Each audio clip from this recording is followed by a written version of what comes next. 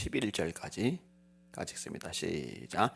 예수께서 거기서 떠나 지나가시다가 마태라는 사람이 세관에 앉아 있는 것을 보시고 이르시되 나를 따르라 하시니 일어나 따르니라. 예수께서 마태의 집에서 앉아 음식을 잡수실 때에 많은 세리와 죄인들이 와서 예수와 그의 제자들과 함께 앉았더니 바리새인들이 보고 그의 제자들에게 이르되 어찌하여 너희 선생은 들과 함께 잡수시느냐. 아멘. 인사합시다. 할렐루야. 크리스토퍼 놀란이라는 사람이 있어요. 3살 때 뇌성마비를 알아요. 문제가 심각해졌어요. 손을 못 움직이는 거예요. 말을 못 하는 거예요. 듣는 것도 안 되는 거예요. 할 수 있는 게 아무것도 없잖아요. 근데요, 참 대단합니다. 할 수 있는 걸 찾아내요. 어떻게 하느냐? 나무 젓가락 같은 것을 이마에다 붙여놔요. 그리고 이게 움직여지니까 그걸로 자판을 눌러요. 이렇게. 그래서 이제 글을 쓰는 거예요. 한 페이지 정도의 글을 쓰는데 12시간이 걸려요. 제가 이제 한 손으로 한 페이지를 쓸 때 15분이면 다치거든요. 근데 12시간이 걸려서 한 페이지를 써내는 거예요. 이런 식으로 계속해서 글을 쓰고 또 쓰고 또 씁니다. 그리고 유명한 시인이 돼요. 영향력 있는 소설가로 자리매김을 합니다. 1989년도 영국 최고의 문학상인 휘트브레드 문학상을 받습니다. 시계의 눈 밑에서라는 자전적 소설이죠. 이 크리스토퍼 놀란이 이런 고백을 합니다. 주변 사람들이 나를 내 모습 그대로 받아들여 주었기 때문입니다. 전 장애인이야. 말도 못해. 저거 손도 못 움직여. 이게 아니라 있는 모습 그대로 받아들여 주는 것. 여기 이제 용기를 내고 도전하고 시도했던 거죠. 미국의 흑인 가수 중에 샤론 존스라는 분이 있습니다. 대단한 가수입니다. 근데 이분이 가수로 성공하기에는요, 제약 조건들이 되게 많았어요. 일단은 키가 작아요. 몸매가 안 돼요. 뚱뚱해요. 여러분 우리나라 여자 가수들 보세요. 뚱뚱한 가수 있어요 혹시? 거의 없죠. 게다가 흑인이에요. 키 작죠. 뚱뚱하죠. 흑인이죠. 그러니까 가수로 대성하기는 악조건들이 너무 많은 거예요. 그런데 대성공을 거둔 겁니다. 인터뷰에서 뚱뚱하고 예쁘지 않은 얼굴로 20년 동안 사랑받는 가수가 된 비결을 이야기를 끄집어냅니다. 기자보고 하는 말이에요. 당신 말대로 난 키도 작고 피부도 검은 데다가 너무 뚱뚱해요. 하지만 어머니는 늘 내게 이렇게 말씀하셨죠. 딸아, 있는 그대로의 네 모습을 당당하게 보여줘라. 딸아, 있는 모습 그대로의 네 모습을 당당하게 보여줘라. 그러면 너는 물론 다른 사람들이 네가 가치 있는 사람이라는 것을 느끼게 될 것이다 라고 말입니다. 여러분요, 내가 나를 부끄럽게 여기고 내가 나를 형편없이 생각하고 내가 나를 아주 하향평가를 하면서 다른 사람들이 나를 존중해주고 인정해주고 하리라고 기대하면 안 돼요. 내가 나를 보는 시각이요, 그대로 영향을 미치면서 다른 사람이 나를 보는 시각으로 바뀌어져 가기 때문에 그래요. 근데 사실요, 있는 모습 그대로 뭐 뚱뚱하면 어때, 키 좀 작으면 어때, 흑인이면 어때, 괜찮아. 이게 있는 모습 그대로 당당하게 자기 자신을 받아들이는 것, 이게 사실은 만만하지가 않다는 거죠. 근데 감사하게도 저와 여러분에게는 하나님이 계십니다. 하나님의 은혜로 이런 당당한 태도를 얼마든지 가질 수 있습니다. 이거를 믿으시기를 주님의 이름으로 축원합니다. 저도 경험했어요. 여러분 팔이 하나 없다는 거, 이건 여러분이 안 겪어보면 몰라요. 신체 한 부분이 절단돼서 없다는 거, 이거 열등감으로 작용합니다. 자격지심으로 움직입니다. 생각보다 할 수 없는 게 많아요. 여러분 애들이 다 운동장에서 체육 시간에 활동하는데 주번이 돌아가면서 교실을 지켜야 되는데 1년 내내 혼자 교실을 지켜요.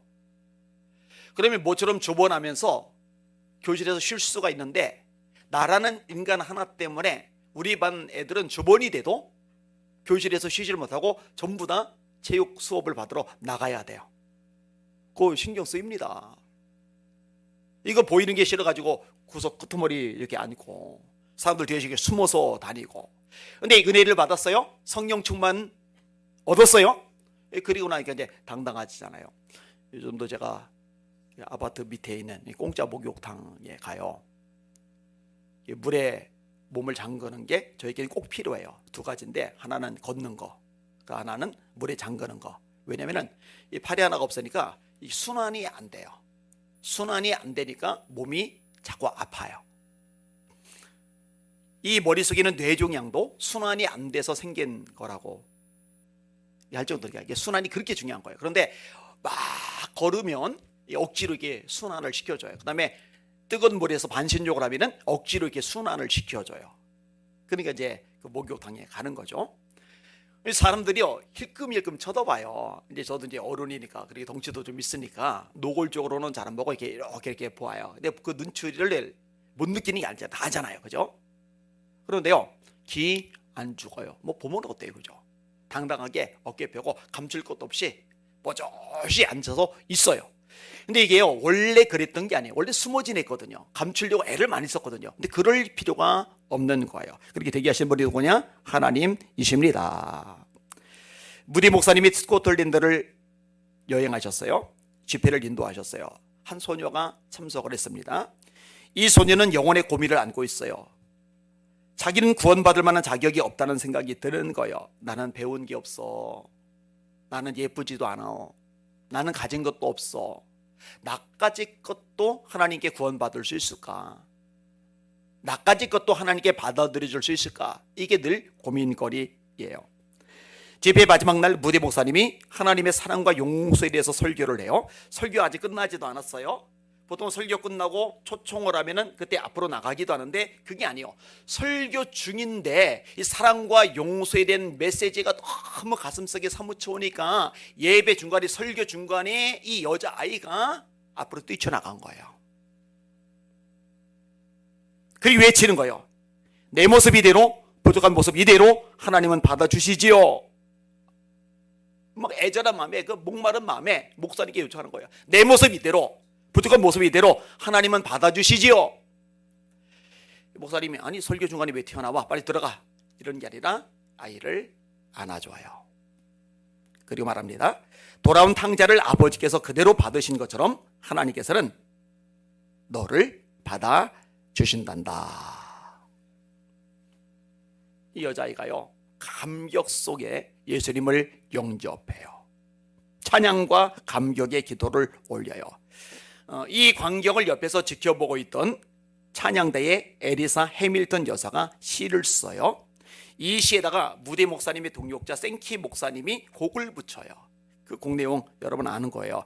나 주의 도움 받고자 주 예수님께 빕니다. 그 구원 허락하시사 날 받아주소서. 큰 죄에 빠져 영죽을 날 위에 피 흘렸으니 주 형상대로 빚으사 날 받아주소서. 내 힘과 열심 약하여 늘 깨어지기 쉬우니 주 이름으로 구원해 날 받아주소서. 후렴 핵심이잖아요. 내 모습 이대로 주 받아주소서. 날 위에 돌아가신 주 날 받아주소서. 할렐루야. 바울 사도에게 사탄의 사자가 있어요. 육체의 가시라고 말합니다. 아픈 거예요. 간질이라고 하기도 하고 안질이라고 하기도 하고 학자들마다 의견이 달라요. 아무튼 남들이 볼 때, 사람들이 볼 때 아우 사도가 왜 저래 싶을 만큼의 질병이 있는 거예요. 이 질병이 자기서 떠나가게 해달라고 3번이나 기도를 해요. 왜냐면 이 병 때문에 사람들이 보는 눈이 좀 그렇거든요. 이 병 때문에 주님의 일을 마음껏 하는데 제약이고 한계가 있거든요. 그러니까 이 병만 고쳐지면 내가 더 힘차게 더 능력 있게 주의 일을 감당할 수 있어. 이 생각이 드니까 하나님 고쳐주세요 라고 기도를 드린 거예요. 3번이나.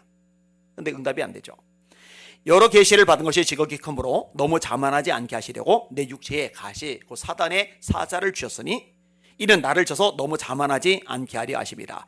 이것이 내게 떠나가게 하기 위하여 내가 3번 주께 간구하였더니 나에게 이르시기를 내 은혜가 네게 족하도다.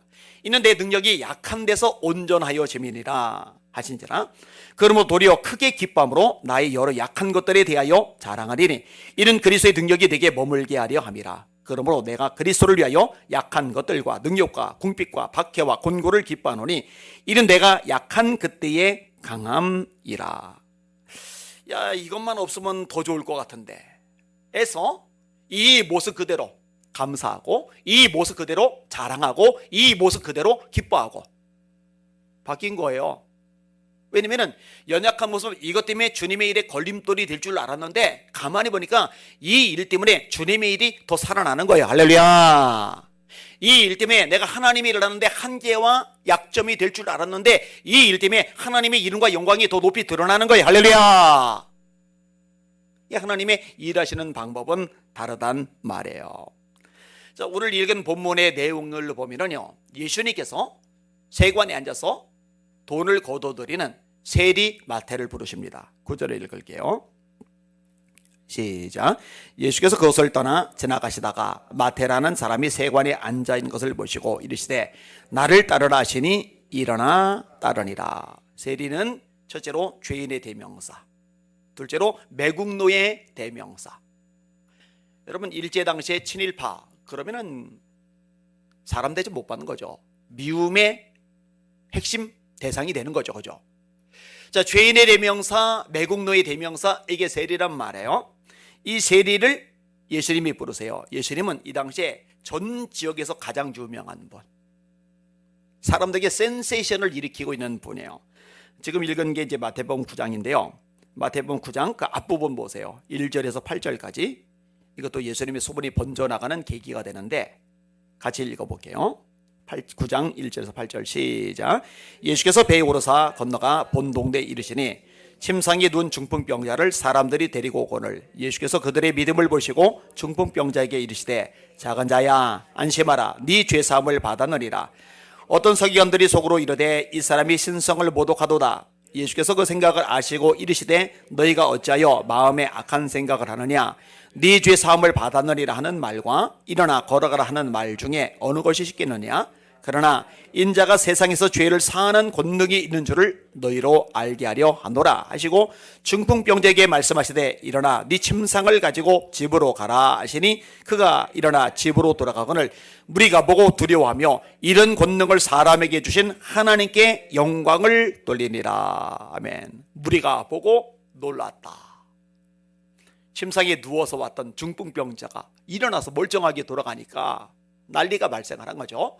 자, 이게 이제 9장 1절에서 8절까지의 내용이고 그 앞부분에 8장에 넘어가면은요, 지금 로마라는 제국이 유대 땅을 집어삼켰어요. 유대만이 아니라 여러 나라를 집어삼켰어요. 로마라는 대제국의 장교라고 그러면은 권력이 막강해요. 이 막강한 권력자가 피지배국의 예수님 앞에 그렇게 겸손하게 자세를 낮춰요. 자, 8장 넘어가 보세요. 8장 5절에서 13절도 같이 맞춰서 읽어볼게요. 시작. 예수께서 가버나움에 들어가시니 한 백부장이 나와 간구하여 이르되 주여 내 아이니 중풍병으로 집에 두어 몹시 괴로워하나이다. 이르시되 내가 가서 고쳐주리라. 백부장이 대답하여 이르되 주여 내 집에 들어오심을 나는 감당하지 못하겠사오니 다만 말씀으로만 하옵소서. 그러면 내 아이니 낫게 싸움나이다. 나도 남의 수하에 있는 사람이요 내 아래에도 군사가 있으니 이더러 가라 하면 가고 저더러 오라 하면 오고 내 정도로 이것을 하라 하면 하나이다. 예수께서 들으시고 놀랍게 여겨 따르는 자들에게 이르시되 내가 진실로 너에게 이르노니 이스라엘 중 아무에게서도 이만한 믿음을 보지 못하였노라. 또 너에게 이르노니 동서로부터 많은 사람이 이르러 아브라함과 이삭과 야곱과 함께 천국에 앉으려니와 그 나라의 본 자손들은 바깥 어두운 데 쫓겨나 거기서 울며 이를 갈게 되리라. 예수께서 백부장에게 이르시되 가라 네 믿은 대로 될지어다 하시니 그 즉시 하인이 나으리라. 아멘. 예수님 우리 집에 오시는 것처럼 감당 못합니다. 아니 황제가 오는 것도 아니고 총독이 오는 것도 아니고 피지배국의 30대 1개 청년인데 이 청년 앞에 제국의 백부장이 납작 엎드리는 거예요.